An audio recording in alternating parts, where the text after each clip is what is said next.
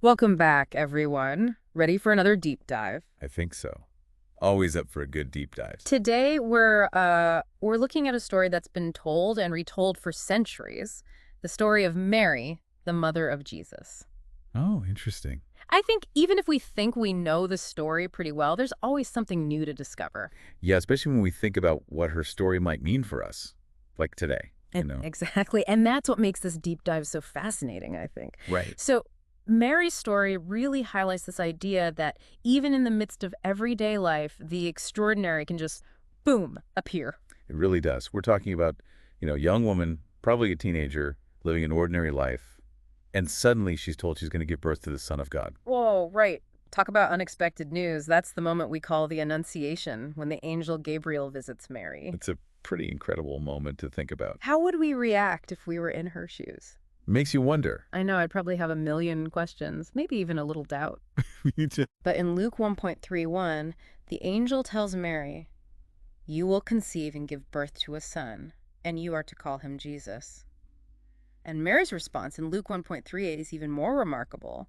"I am the Lord's servant. May your word to me be fulfilled." Wow. That's powerful. It's a real testament to her faith. But I think it's worth noting that her faith wasn't blind obedience.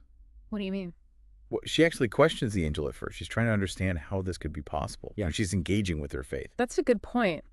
It's not just about accepting things without question. Right. It's about thinking critically, wrestling with your beliefs, Yeah. seeking a deeper understanding. Yeah. And let's be real here. Being told you're going to have a baby, the Son of God, when you're not married. That must have been unthinkable almost. Absolutely. Especially back then. It would have been a huge scandal. Exactly. We need to consider what that really meant in that time period. An unmarried pregnant woman, the social stigma would have been intense. Yeah. And her courage to accept this, to defy social norms. That's what shows us how radical her faith really was. So it's really about her strength and her willingness to do what she felt was asked of her. Yes, even if it meant she could be completely ostracized. Wow, you're right. It really changes how you see her actions, her courage, and her determination. Mm-hmm. So after the Annunciation, we have this beautiful scene where Mary visits her cousin, Elizabeth. Oh, yeah. Elizabeth, who was also pregnant at the time, expecting John the Baptist. Right, and this encounter is so special. Elizabeth, filled with the Holy Spirit, greets Mary with this incredible joy. She calls her blessed among women. Such a great moment of, female solidarity. Absolutely. And how does Mary respond? She doesn't get caught up in the attention. She doesn't boast about what's happening to her. Instead, she responds with a song of praise. A song of praise to God. We call it the Magnificat. The Magnificat. You can find it in Luke 1.4655. It's such a powerful expression of Mary's humility. Humility. Yes, and it's not just about being humble on a personal level. I see. It's a deeper understanding of God's power and grace at work in the world. It's almost as if she's saying, this isn't about me, it's about something much, much bigger. Exactly. And I think in a world where self-promotion is everything, I know, right? that message is even more powerful. You're telling me? It is. One of the key lines in the Magnificat is where Mary says, "My soul glorifies the Lord, for he has been mindful of the humble state of his servant." Beautiful. Her focus isn't on herself at all. It's on God's greatness and mercy. Exactly. It's a good reminder for us that even in moments of personal triumph, our focus should be on acknowledging where all good things come from. Really makes you think. And it's a beautiful example of how humility can really empower us. Yeah. Her acceptance of her role, her recognizing that there's a power greater than herself, that allows her to be part of something so much bigger than just her own life. But of course, Mary's story wasn't all, sunshine and roses. No, definitely not. Right from the start, she's facing these hardships. Giving birth in a stable, fleeing to Egypt to protect Jesus from Herod. Wow. And those weren't just inconveniences, right? Those were life or death situations. Absolutely. And I think what's so striking is that even when she's facing all that, her faith never wavers. Yeah. It wasn't that her faith protected her from suffering, but it gave her the strength to keep going. It really makes you think about what she must have been going through, especially when you consider the ultimate hardships she endured, witnessing Jesus' crucifixion. That moment, described in John 19.25, Mary standing at the foot of the cross, It's heartbreaking. a scene of unimaginable grief. And yet she's still there.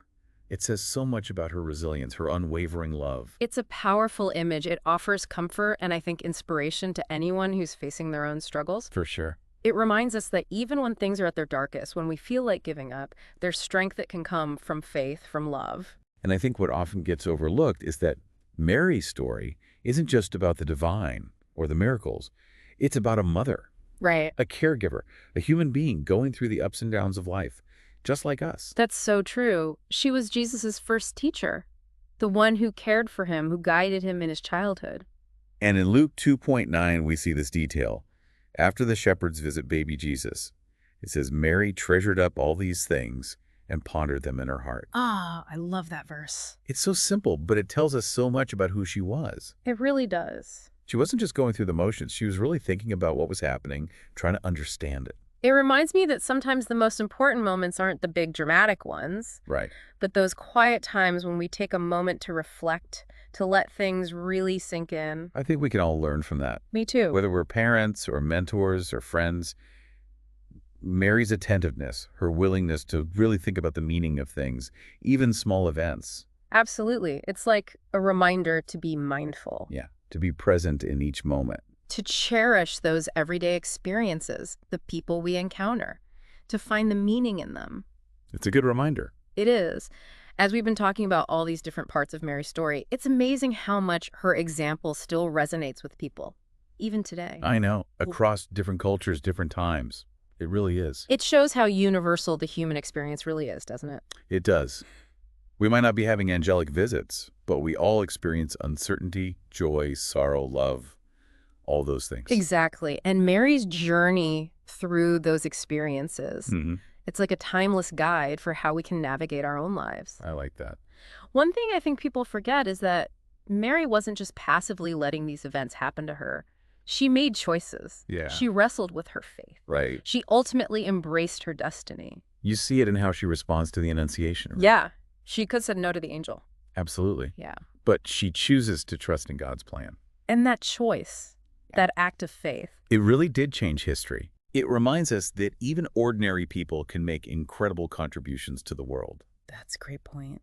Sometimes those contributions come in the form of quiet strength, unwavering love, qualities Mary really embodied throughout her life. And they're powerful qualities. Think about her being present at the crucifixion. It's unbelievable. In the midst of that grief, she's standing strong. A real testament to the power of love and faith, even when things are so hard. It's a powerful image. It reminds us that even in the darkest times, hope and love can still win out. It's true.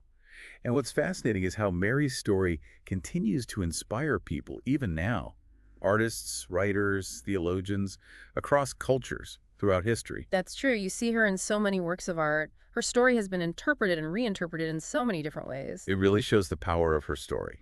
You know, it goes beyond time and cultural boundaries. So, as we wrap up this deep dive into the life of Mary, Mother of Jesus, Yeah. I think it's safe to say that she's more than just a historical figure. Oh, yeah, definitely.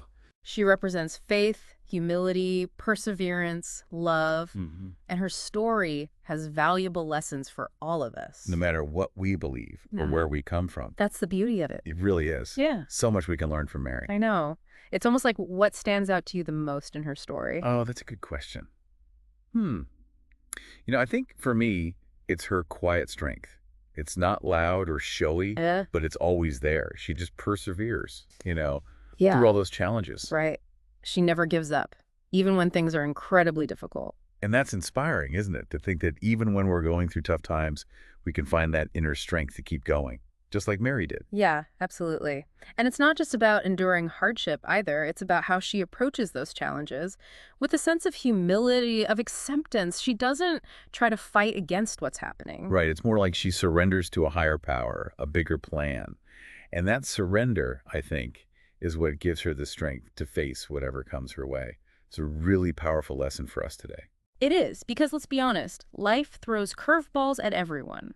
So to have that kind of faith, that kind of trust, that can really make a difference. It can. And I think what's really beautiful is that Mary's story isn't just about her personal journey. It's also about the power of love. The love between a mother and her child. The love that extends beyond family, beyond borders. It's a universal love, and that's what makes her story so timeless, I think. It resonates with people from all walks of life, from all different backgrounds. It does, and it reminds us that no matter who we are, where we come from, we're all connected by that shared experience of love. And that's a really powerful message, especially in today's world, which can feel so divided at times. It's true. It's like Mary's story offers a kind of bridge across those divides, a reminder of our common humanity. Exactly. So, as we wrap up our deep dive into the life of Mary, Mother of Jesus, I think it's clear that her story is more than just a historical account. Hmm.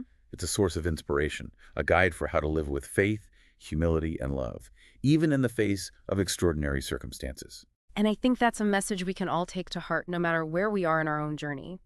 So as we go about our day, let's try to remember Mary's example. Let's seek that quiet strength within ourselves, embrace humility, and most importantly, let's spread love wherever we go. Beautifully said.